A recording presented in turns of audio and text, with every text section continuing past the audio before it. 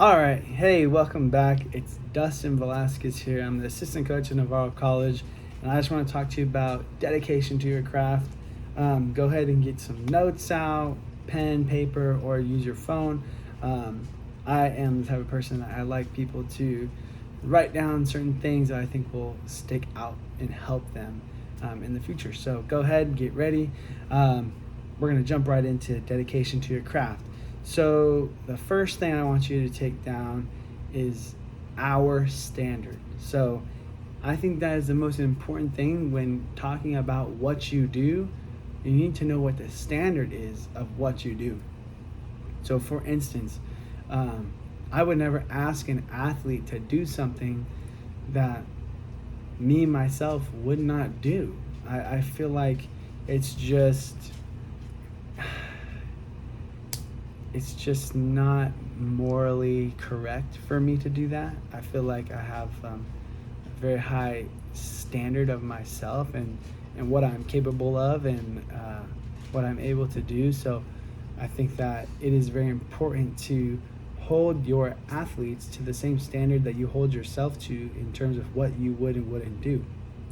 I feel like that is pretty simple across the board in terms of like being able to understand standard, right? And so with that standard, I also like to make it known what the standard is. So, when I'm dedicating myself to coaching or when I'm dedicating myself to being an athlete, I like to know what the standard is. One, so I can meet it, and two, so I can surpass it. I like to make sure that I'm doing well over what is required of myself and leading by example 100%. I think that leading by example and having a high standard of excellence for yourself, your program, your kids is the first step in creating that dedication to what you do. Next, I would like to say everything else. Write that down. Everything else. I feel like when you're focused in, when you're zoned into what you need to do, you're completely and 100% dedicated to what you need to do. Everything else matters in what you're doing. So, for instance, I'm giving you an example so you understand why I say everything else. There's a little circle. This is cheerleading practice, okay? If all you do to better yourself in cheerleading is go to cheerleading practice, right? In the grand scheme of our life, that's a small bubble right there. That amount of time is not going to make you great, amazing, remembered in our sport, right? So that little circle right there, it needs to expand to have more than that, but connected to the circle. So now I'm looking at my food over here, right, where I'm eating maybe 3 to 4 times a day. I'm going, okay, what food am I fueling my body with? This is part of the everything else that matters. Am I eating healthy?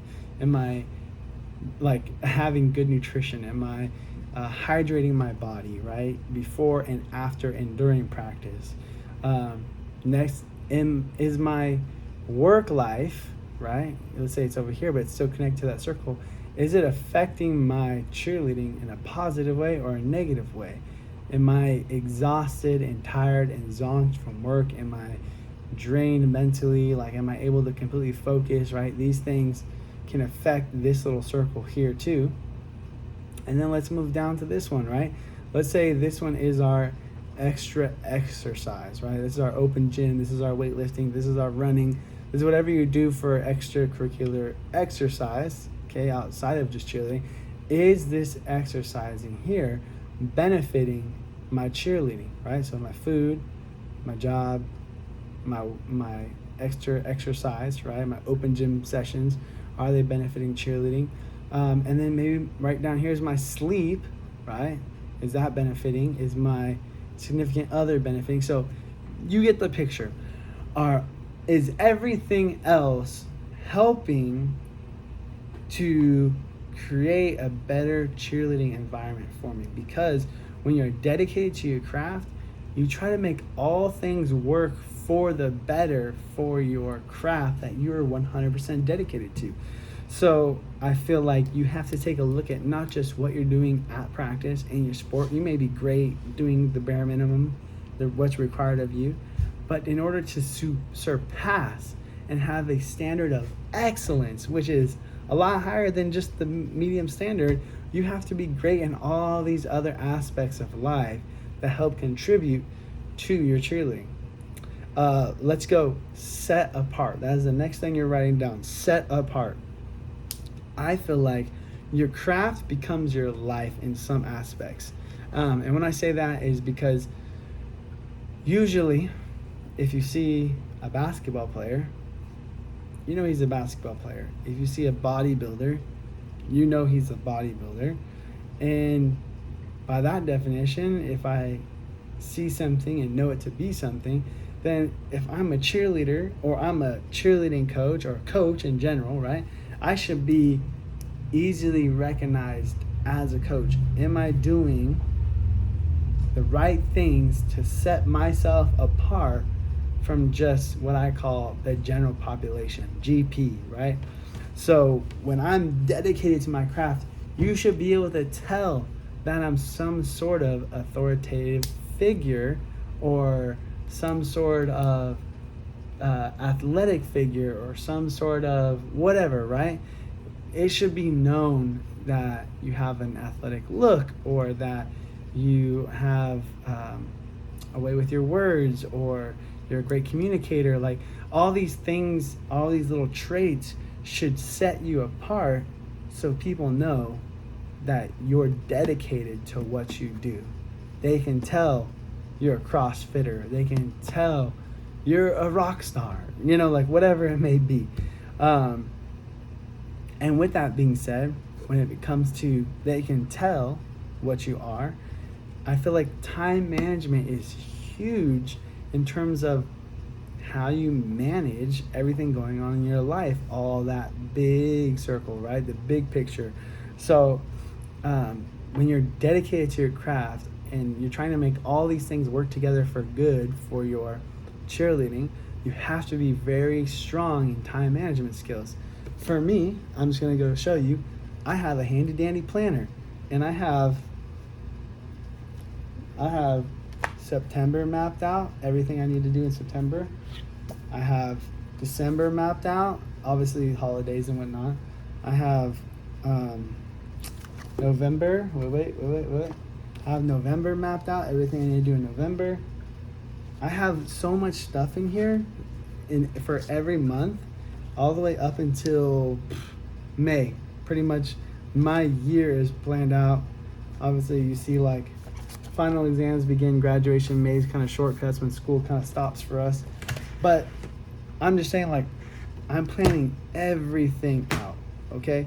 So I like to think that if you're doing well in time management, then you're probably a great planner. And a great planner is also using a great planner, right? So this is my planner, Coach Dustin, boom, right? And I'm planning out my daily activities so I can stay managed, so I can be excellent in everything that goes to my craft, all right?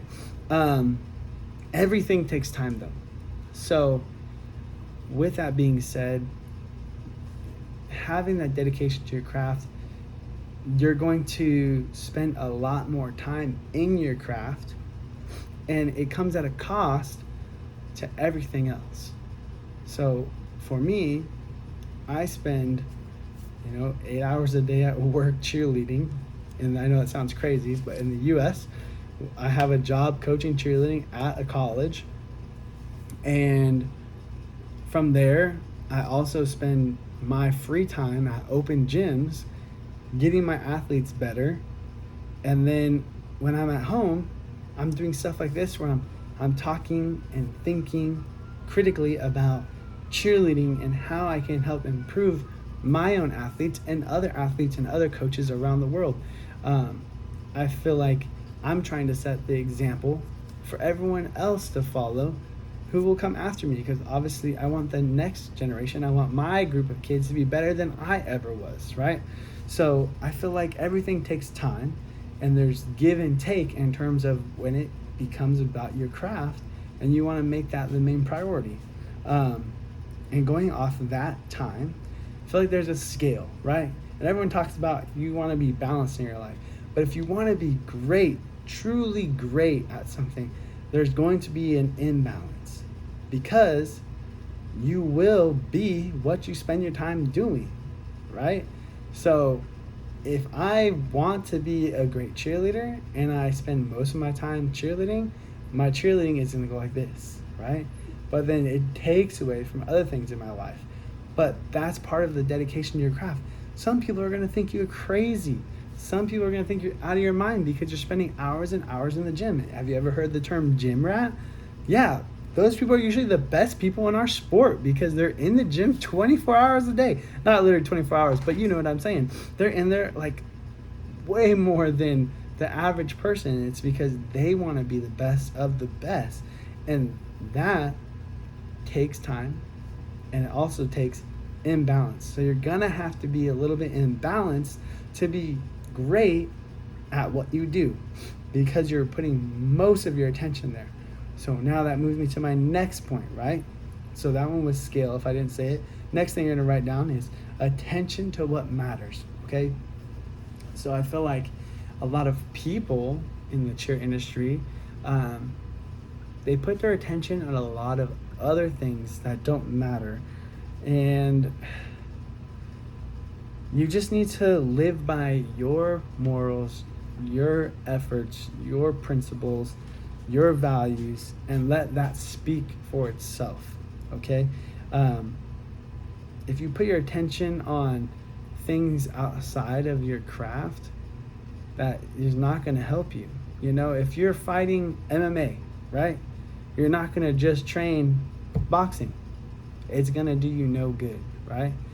But if you're fighting in boxing and that's your sport, then training boxing all the time is going to be great for you. But if you're training MMA, you need to focus on all the other parts of fighting that matter, right? So becoming a great coach, becoming a great athlete, becoming great in general requires you to focus on everything that matters. And you need to block out all the noise, all the Anon accounts, YouTube, Twitter, whatever anyone's talking about bad about you. Like, people are not going to like you. People are going to think you're crazy because you're in the gym all the time. People are going to be annoyed by your work ethic. People are going to talk down about you because you work hard or whatever. But you know what? They're not going to be where you're at. They're not going to do what you do, and they're not going to become who you're trying to become, which is great, right? So that leads me to my next point. Choice over feelings. So write that. Choice over feelings. It's my choice to get up every day and go to work, even though some days I don't feel like going to work, right? It's my choice to get up and work on a routine on my off time. It's not my feeling. I don't feel like doing this stuff all the time, but I have to, I need to, and I got to, in order to get where I'm trying to go and do what I'm trying to do, right? So you have to make the choice over how you feel 100% of the time. You know, you have to use your mind to overcome how you feel, because your mind is strong and can do anything that you set it to. Now, I also said like wants versus do. So like sometimes I want to go get this type of food, but I must do and eat this type of food because it's healthy for me, right? I want to sleep more, but I have to do, XYZ in order to have a successful morning or practice or whatever, So choice over feeling 100%. And then I feel like one thing that I want to talk about is like, what do you want to be remembered for? There's so many people that are motivated to do the craft. There's so many people that attempt to do your craft, that attempt to be dedicated, that attempt to to try things, right? I say attempt and try and maybe do this, because those words don't have a lot of power, okay? When you want to be remembered in your sport, in your craft, in the thing you do, you have to do. There is no try. You have to completely 100% dedicate yourself to those things that matter in that moment, day in and day out. You have to charge like a bull seeing red. You know, there's no stop, there's no brakes. Everything is gas, go, because you're trying to become greater than anyone ever thought you could be. Now, with that too, I feel like there comes a point where who you are is always going to be tested and tried, and you have to be able to stick to your morals, stick to your values, and not jump to any conclusions, but be true to who you are and be true to what you do and true to what you teach. I feel like too many times I see people waver on what they believe or think or do in terms of their craft, or their thing that they're working towards, and it creates this environment, it creates this thought from others that they don't trust what you're doing, they don't believe in what you're doing, they don't see what you're doing. And sometimes that's okay, but like when we're dedicated, we lead the way, we show the path, we guide everyone else, and we bring everyone else up alongside us, because we're able to be great, we're able to be phenomenal, we're able to have power in our words, we're able to prove our victories. And I feel like when you set yourself apart in that sense, where you're that dedicated, where they'll just follow. People follow greatness. People latch on to greatness because everyone wants to be a part of that. They want the success that you're going to create, right? And what's great about that is when you do eventually get there, right? Then all the people who are joining in and coming to you and trying to learn from you and grow with you, they're people who are in the same or like-minded as you. They want to be great. They want to be successful. They're hungry. They're starving. They want to live and learn. And that's a great time to teach everything that you've learned along the way.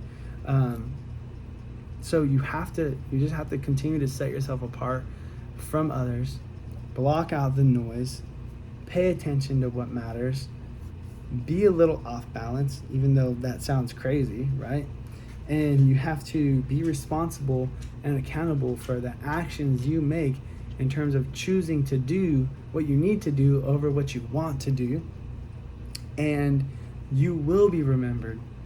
It's not always about winning and losing. Like I said in another mental fortitude speech, I lost more in my career than I have won. But I have some really strong, amazing wins along the way that mean so much to me.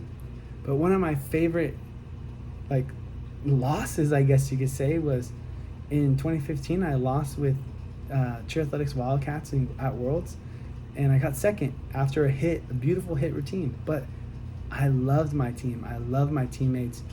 We put our heart and souls into that. We dedicated so much time, so much extra free time to that. We all put in the work. And to this day, I still feel like a champion, even though I lost. But I learned from it. I grew from it. We all know cheerleading isn't always fair, but neither is life. And I feel like the fact that we are able to overcome, move forward, and continue to work towards our wins and our accolades, our trophies, things like that, that is what is the biggest thing that a lot of people miss. And it's not about the win or loss. It's about everything you learned along the way. It's that journey, that path, that grind, that dedication that you have to your craft, right? So I'll leave you with this. Live by your morals. Live by your principles. Live by your values. Don't listen to anything else. Do what you have to do and be unbalanced, where people know and realize that you're set apart, that you're different, that you are cheerleading, you are that coach, you are that flyer, you are that base, right? I want people to think that you're obsessed with the sport, because truly that's what it takes. In order to be great at something, you have to be a little obsessed, a little crazy, right? And so we all have a little crazy in us. But thank you so much for your time. I know this was a little bit of a short class, but I hope that you learned something and took something to heart that from what I said about how to stay dedicated, how to time manage, how to block other stuff out, how everything else in your life, helps create that discipline and that dedication to what you're doing. Yeah, feel free to reach out to me. Dustin Haters Off on Instagram, Dustin Haters Off on TikTok, Dustin Velasquez on Facebook. Go ahead and add me as a friend. Thank you so much for watching. I hope you enjoyed dedication to your craft. I hope you learned something. I hope some of the notes that you took down helped you, and just remember, you can be great. It's a choice. You just have to set yourself apart. Thanks so much. Bye.